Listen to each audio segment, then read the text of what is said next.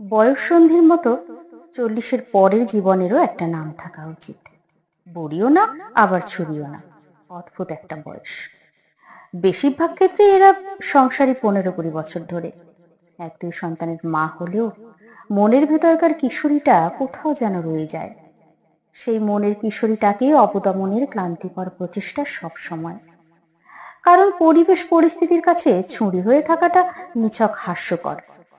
যা পাওয়ার ছিল আর যা পাওয়া হয়নি, মনটা সেই হিসেব করতে বসে যায়, মন না চাইতেও। কতইবার ব্যস্ত থাকা যায় সংসার, রান্না বান্না কিংবা অফিস নিয়ে। দিন শেষে না পাওয়াগুলো কেমন যেন খোঁচাতে থাকে। দিনের শেষে মনে হয় কেউ তো থাকুক, কেউ তো শুনুক মনের সব কথা, কোনো জাজমেন্ট ছাড়া। এদিকে সংসার, বাচ্চা কাচ্চা মানুষ করতে করতে এই জীবনটা বন্ধুহীন হয়ে যায়। সবাই যার যার জীবনে ব্যস্ত। 40 পেরোনো মেয়েরা একটা কঠিন রোগে ভোগে, নস্টালজিয়া। কারণে অকারণে শুধু পুরনো কথা মনে পড়ে। পুরনো ক্ষতগুলো দগদগে হয়ে ওঠে। আবার মনে পড়ে ফেলে আসা শৈশব, তারুণ্যের চঞ্চল মন, স্কুল, কলেজ, ইউনিভার্সিটির সোনালী দিনগুলো।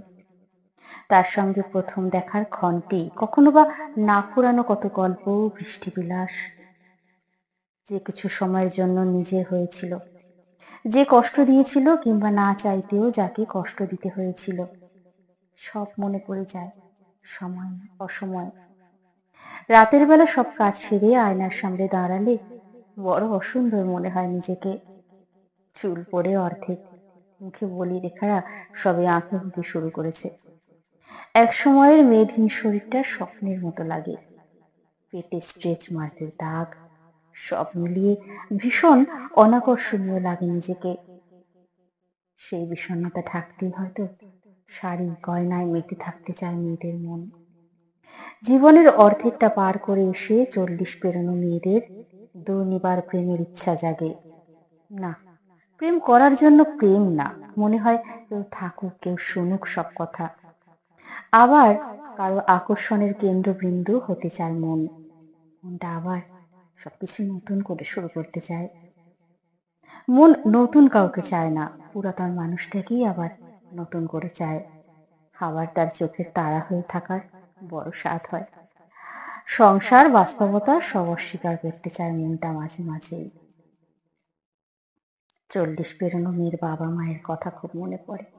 অনেক কিছু করতে ইচ্ছা করে তাদের জন্য, কিন্তু চাইলেই করা যায় না।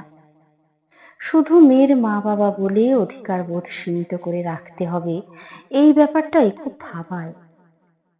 শুধু ফাইন্যান্সিয়ালি ইন্ডিপেন্ডেন্ট হলেই কি সমাজ ইন্ডিপেন্ডেন্স দেয়? মেয়েরা কখনো এই সমাজের দাসত্ব থেকে পুরোপুরি বের হতে পারে না।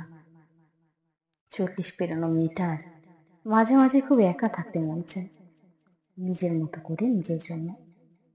পর মুহূর্তেই সন্তানদের জন্য মন কাঁদে।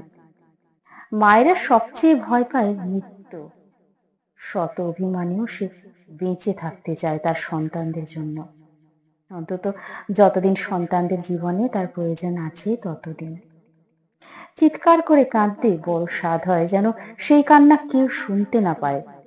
এমন জায়গায় খোঁজে মনে হয় জীবনটাই পার হয়ে যায়। 40-এর কাছে এসে মেয়েদের সবুজ মনটা আস্তে আস্তে নীল হতে শুরু করে। প্রথমে হালকা, তারপর আস্তে আস্তে গাঢ় হয়। একসময় বেশি কথা বলা মেয়েটা চুপচাপ হয়ে যায়, মেনে নিয়ে বেঁচে থাকা শিখে যায়। পান থেকে চুন খসতেই যে মেয়ের চোখে জল, নাকের জল এক হয়ে যেত, তার নিঃশব্দ কান্না খুব কাছে না হলে কেউ টেরই পায় না। 40 পেরোনো মেয়েগুলো ব্যালেন্স করতে করতে নিজেদের কথা ভুলে যায়। ভুলে যায় কি করলে ভালো লাগবে, ভুলে যায় মনটা কি চায়। 40 পেরোনো শরীরটাও আগের মতো সাপোর্ট দেয় না।